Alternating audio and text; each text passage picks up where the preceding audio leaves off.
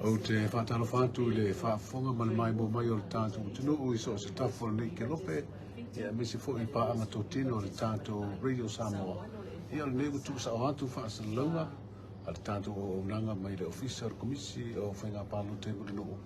Lea o tō ai tau nuu mai le te le fo I o tau unga o whainga pālo ta la iti e tū malo wa a Fonoti le tū malo Siumu.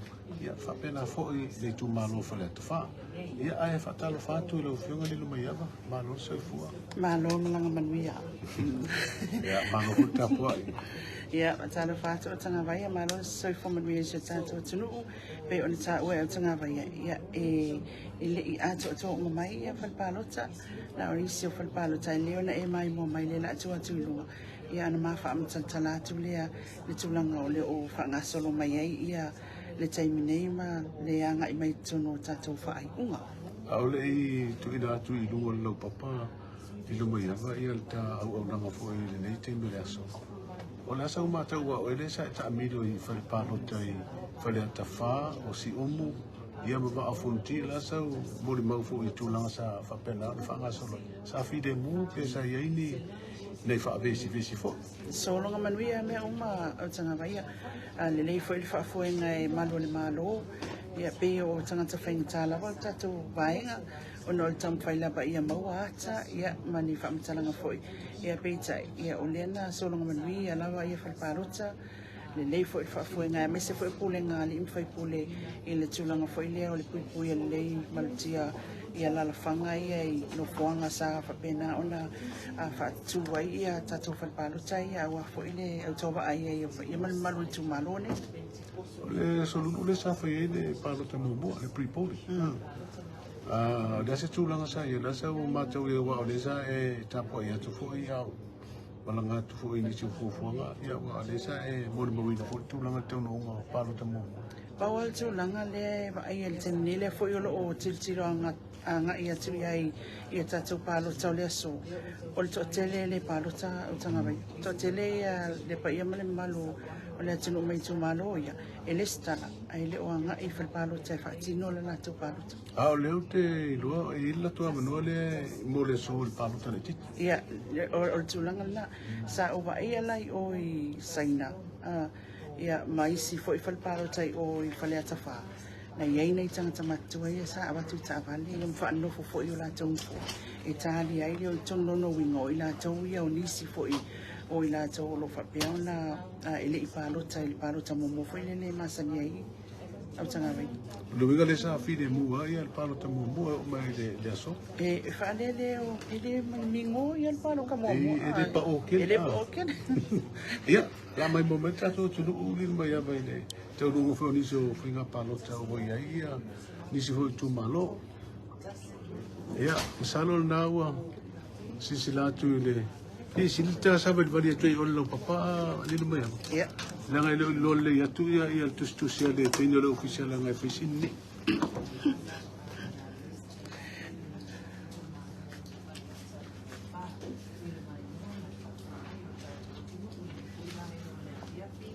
Ia ona mai mai tatu tulu le tu malo va Fonoti le mata watu tasi lua tolu fa lima ono fitu falpalota leo mai nisi o tau nunga foi pe o le falpalota no mela luas furuiva I le whakasa I wafato le tula I mai o le suitau wā o le vanga whaupufai o le CDRP o whiutanga I mea le lei o so Vale Brown palota na I maua I le falpalota lea le whakasa I wafato e toru o le suitau wā o le vanga puipuia I ata o tangata le ausa take ki tiona na seri luas furuono palota na ia maua I le whakasa I wafato. O mau si osi pue mai o le vanga whaupufai o le whaatutue le tua Samoa o tasi whale palota luas furuiva I wafato le whakasa I vasu tasi palota na maua ai. Leo whainga o palota na whaia I wafato le whakasa se lau luas furu. O le whale palota I sama mea I le whakasa suitau wā o le CDRP whiutanga I mea le lei o so Vale Brown e le aise palota na maua. O le ausa take na seri, o le vaenga puipuia ia tau tangata, wha palota na ia maua I sama mea le whakasa. e wha. Mau si osi pue mai o le vaenga o le vaenga le whātua i le tua Samoa o tasi, ono su tasi palota na ia maua i le whakasa i sama mea. Sau i whale palota i lona, i le mauta lava o le whakasa, whiutanga i mea le leo sa Vale Brown, o le CDRP, palota na ia maua, sfutasi. Le ausa take na seru le vaenga puipuia ia tau tangata, palota na ia maua ai se furu tolu.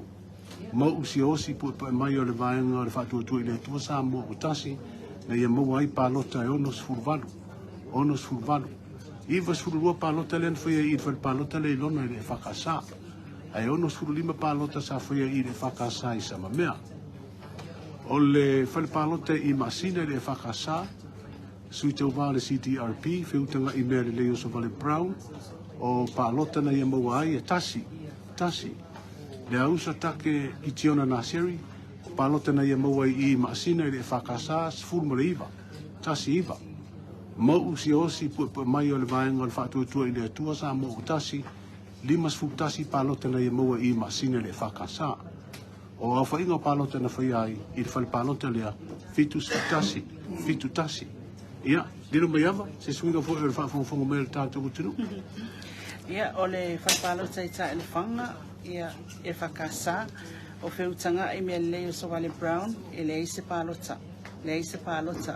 Le ausa take na seri, o palota na mawai, e se fulu lima, tasi lima. O mau usi osi popo mai, e valu tasi. Lau whainga o palota na wha tau taia i le e whakasa i ta e whanga, e iwa sifulu ono. O sa limu le e whakasa ma musu. Ia, o whiutanga i mea le leo sa Vale Brown, e tasi le palota, le palota lea, tasi le palota. Le ausa take na seri, e fitu. Mau si osi poe mai, e ono sifulu lima.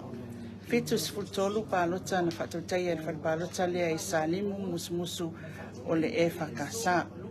Ia, ona o maile i sa wano e whakasa, whiutanga i mea le leo sa Vale Brown, e tasi le palota. Le ausa take na seri, se fulu ono, tasi yono. Mau si osi poe mai, tasi ono tasi, se lau ono sfutasi palota na ia maua.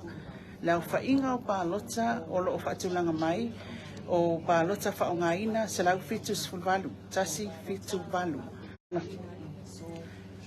E se lau wadu se fulu, tasi valu o. Nolo atu inatu e le tamaitai, o le ofisa whainga palota nisi o tatou whai ungalunga le taiminei, Autagavaia. Ia, o le ma te watu o le whanpalota le i to asal masina. Le whanpalota le to asal masina. O whiutanga i mea le leo sa Vale Brown o le CDRP, palota na ia mawai se fulu lima. Le ausa take ki tiona na seri o le vaenga puipuia ia tau tangata, palota na ia mawai i to asal masina, se lau tasi. O mau usi pua mai o le vaenga o le whātua i le tua Samoa o tasi, palota na ia maua i to asal masina, se lau ono sfutasi, tasi. Le au whainga o palota na le leila whai, o valid votes i whal palota le to asal masina. Lua se lau fitu sfurfitu. A le au whainga o palota na whai ai, e lua se lau valu sfutasi. O le si tūranga le i le tūmalo le wa Fonoti le Lilomaiava. O le i au maia i a palota fwene o palota whapitoa, special boats. Ia whapitoa fwene ma le au whainga o palota whapitoa i lasa fwene o pre-poli. Awa a whaitau malal vahenga na, wa vahenga na e whaitau ngā fwene alo ia.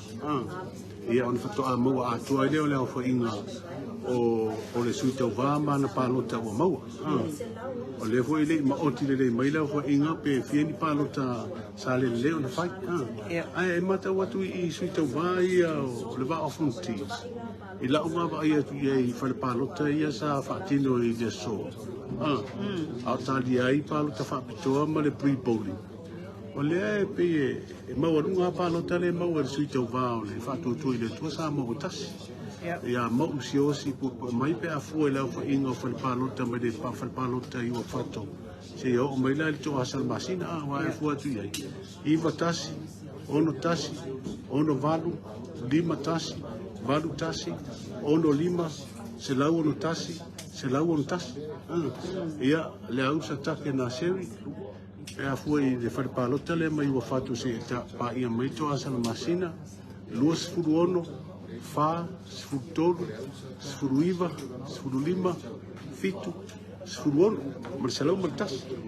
A le sui lea o le CTRP, ia whiutanga email leo so Vale Brown, wharepalota i ua fatu e tolu, wharepalota i sama mea i le ai, wharepalota i lona le whakasai se futasi, o maasina le whakasai tasi, ta le fama le whakasai le ai, o Salimu le whakasai tasi, o Sawanu le whakasai tasi, o toa salamasina, skulip.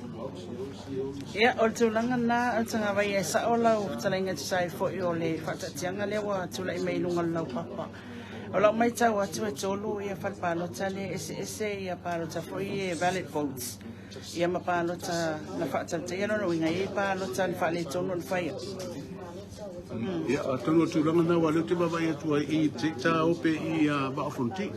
A tapo i meru tātou tunu isi tu malo lere i o iai. Awa leo ma te watu pe o Fonoti le o tere na taunu o mai lunga lau papa i al whalpalota. O le o informal votes po o palota ele le whaanga ina i le whalpalota le to asal masina. E lua. E lua. Ai lua special votes na whaiai. Ina i to asal masina. Fualai o i le whalpalota le riwa whato le whakasa. Le se lau lua se furu i a palota sa whaiai. E le ise palota le na whaiai na whalpalota na. Sa whalpalota le i sama me le whakasa o no suru lima palota ia e matau atu sa whaiai. Ono lima. E le o iei fwise palota le na whaatino i na. Sau i whalpalota i lona iwa suru lua. Palota na whaiai. Sau i maasina le whakasa fitu tasi. Ta elefanga iwa suru ono. Salimu fitu suru tolu. Sawano, se lau baru sifuru. Fodinga baila. E lua palota le na whai po invalid votes, o informal votes. I to asal masina. To asal masina. Le te vai atu i lunga i Fonoti, o le pre-polling. Se furu ono palota i sa whae palota mua. Ai matau dia la sfugonu dia. Ele o ilopo o isu tau vai alu ia vai sfugonu le. Ai lawa mai mo mai tata ko sunu foi mal fa fu mai. O le tau fa manilonga na tulanga le ia fa palota ale tu malo o le va Fonoti. Alo te vai tu le no mai va si tase mai i le tu malo Siumu. Ai amata me mai lo fionga i Siumu. O le tu malo Siumu ia o le o tau no mai foi. O leo tau no mai fo ini se o fai unga e pea mali tolu ia whalpalota ia o tau no mai. Whaalongo ka peli, whaalongo la whaele, o le sui tuto tasi, o le whalpalota i mani noa le metutisi e fast valu, wha valu. Tu ua maramo sia lawa panga maalie o le sui o le HRPP e ono se fulu, ono o. Tu ua nasi i leota o le sui o le whaatutua le tu Samoa o tasi, palota na ia maua mai maninoa le metutisi, palota lea, se lau malfa tasi o fa. Lua se lau sifulu lua ia palota le leina fai, e tolu ia special votes set aside, ia ma le lua se lau sifulu lima lea o lau whainga atoa lea o palota na whaatautaia i il palota le maninoa i metutisi, e kalesia metutisi.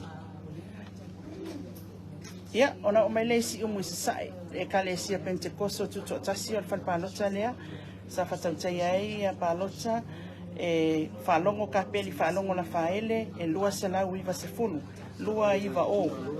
Tua maramu se a lau panga maalia, le sui le HRPP, se fulu lima, tasi lima.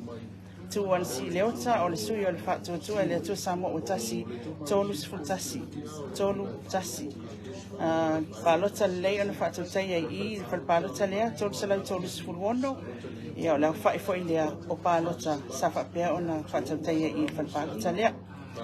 O mai sa anga i le ekalesia whapatong Kirisiano Samoa i sa anga palota lea, whaalongo ka peli, whaalongo la whaele, ono se fulu vali, ono vali. tu amaramu se alawa panga mali suyo le HRPP luas futas lua tasi tu an si leota o suyo le fast se la luas fulwono tasi lua ono o palota na fatautai le lei o le faia luas la fulima na fainga foi o palota na fapena o na fatautai le palota le isa anga le fakasa Lilo le te mata watu le to paule fal palota le tu malo le o Siumu le o mai o i fakasa i Siumu e fakasa a le toru fal palota le o toru mai ia toru le vo te mata watu no lo palota e o su fal palota le fai la so palota mo pre-bowling ele ilo la po ia le o su fal palota ia a le ta lia le fal palota le Siumu le fakasa ia mal fal palota le o to asal masina ia fa pena mas special votes po palota factor ai piala e mata watu i va fonti lewa tere na tauru mai le tauru nga fo yo fal palota a o i Siumu ia lawa fa fo mai tato tru tauru nga o ia palota fo isa fo ia i fal palota i mani no el metisi o le fal palota i Siumu se sai il Pentecosto tutto tasi ia ma i le fal palota le isa anga i le fakasa alu te va ia tu o i le tu atu le i Peter Sami lo papa le i le tu malo Faleata fa si ta si tu i po le tu le mata watu i po numela la po ia tu mai lu i le vanga vo ia su tutto tasi ia ma le su to va le fa tu le tu sa mo tasi o le tu malo Faleata fa o i le fal palota i to amua i le fakasa o le tofa ia ale vena ale o le fatu i le tua sa mo o tasi tau se lau ono sfuruono toru ono palota na ia mawai o le telega ia ulu pis mark furu so Crowley o le sui tau vatu to tasi ono sfuru fa palota na ia mawai ono fa fal palota lea i to amua i le fakasa leo fa inga o palota na fa ia i le fal palota lea fa se lau toru sfuru fa se e tasi le palota whaapitoa na whai ai i le whalpalota le toa mai le whakasa. Leo whai ngā toa la palota na whai ai i whalpalota le whase lau tau su tasi, whātau tasi. Whalpalota le utaunu mai o pui paa i le metutisi, to whai a ale vena ale o le whātua tui le tua sa mau tasi. Valu su valu palota na ia mau ai, valu. Uru pis mak furu o sau kroli, sui tau vātu to tasi, palota na ia mau ai i le metisi pui paa, lua se lau ono sifuru, lua ono o. Leo whainga o palota na whai ai le palota lea tau se lau whasfuru valu, toru wha valu. Le se palota whakutua na whai ai. A o i Faleata wha, o le matau atu, se lau whasfuru ono, palota whakutua na whai, palota mua na whai ai la soruru, po le pre-polling. Ia ele i lo fwoi lai se lau whasfuru ono lea. Ia po aiso i tau vai, e anga i ai se lau whasfuru ono lea. A laua mai mo mai tātou tunu uma whaafonga fo i mai tūlanga wa iei le tau nunga o le whainga whiwhiringa le tū malo Faleata wha. Ia, o le whanga salongana o lea wa tau teringa sila i titia tau no mai o tātou whai unga i tonu ni taimine. Kūngari koru ia i tū malo. Saulanga lea mai bea pusa to e whaitau o tō asa masina. O na umai e leo whai unga. Whaitua au mai le nei whamau le maturu nunga lau kapa. Ia, nena. Tūno o te stūranga na le whaisi tuai mai ai. Tau no mai le tau no ngā fōi whainga whiwhiringa. Nā ua whaafonga mai mo mai tātou tunu. Mano tāpua, asforeira nei. Ia whai lisa utalo mai whaamoi moi le tua. Pora tau nunga le whainga whiwhiringa nei tu malo i tōru e tō sa i leino nā tū sui wan tātou pāmere.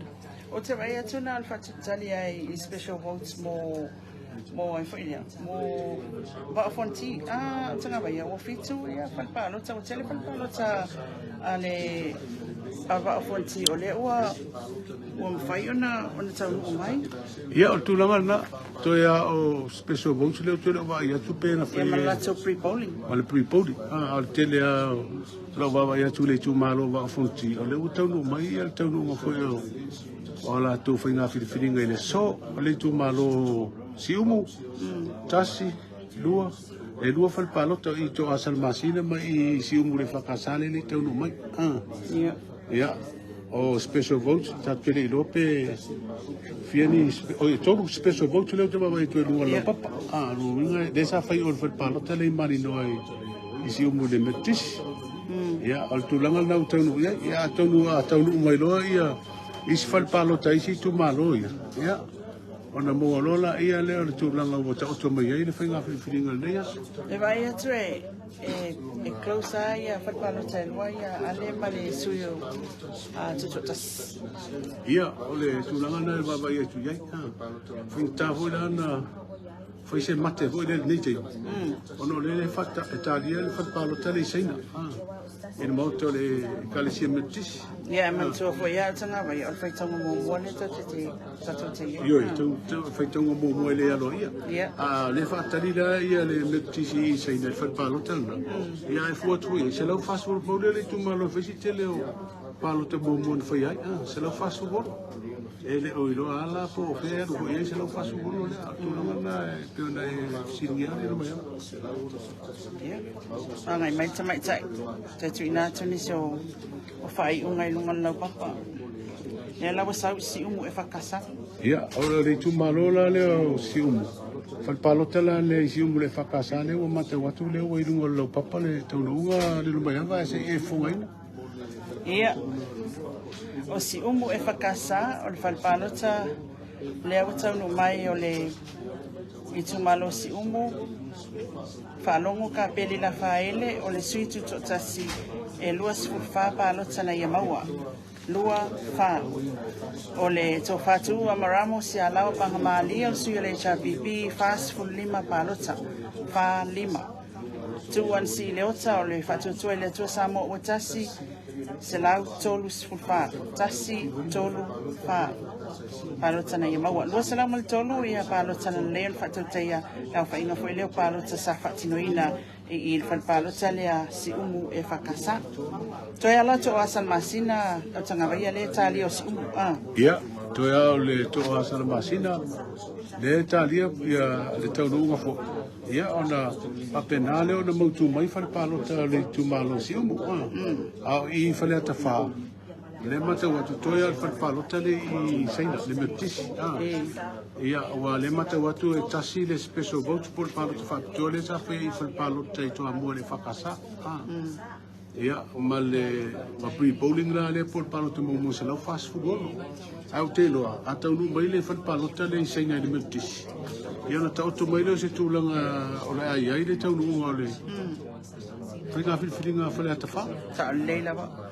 O le ele I ai lawa se tūlanga foi le I ei se mate e peona e tā ua. Ia ai wale la le lua I whalpalota. A tonu le uta maon tonu me foi le o nisi whalpalota ua. Au Siumu ia ma wa Fonoti. Lawa ta atia me le tatianga foi le Autagavaia ia ma Fonoti I le whaitaunga mua. Tele ina mai ia mai la tu whalpalota. Ia pena foi Siumu la tau. Ia, o le tūlanga na I le taununga au te roa. E o le muria I na taunu mai le taununga fo whainga palota ai tumalo ni tolu I la tu palota le titi. Peo le whatino le so. Ala o le vansira fia su tau wā ia la tu palota mo. Wa fo le o ma la tu whailau tusi fo nei ma skutinias. Ta puni rol whal palota alo skutinia ma me o ma leo whainga palota la mo. E mo whailau whalpalota. Ia o le tūlanga na wai la wai fo o whalpalota ia le whata mai fo le tua whaitau I. Ia, o le tua mai rola ia na tua siaki fo I nei lau fisa. Ia, se tanga I fo I le au whainga rengo ngā. Ai o le a tatu inatu le tātou live ia pe a mau fo I nisi tātou whai unga wa fo I le mai moa le tātou atunuu. I le tūlanga wai ai le whainga palota la I titi ai tūmalo I tolu wa o Fonoti. Siumu ma Faleata wha I le nei tūla o le fiafi o le asofareile. Whamalo I le paia malu Samoa lo mai mo mai le au nanga le nei radio Samoa. Tu sa o atu mai le whalepalota I mulino nei. Kato toi whailoa I nei minute o lumana iai I le taim nei I se whaisina manolonga al tato au whasalalau.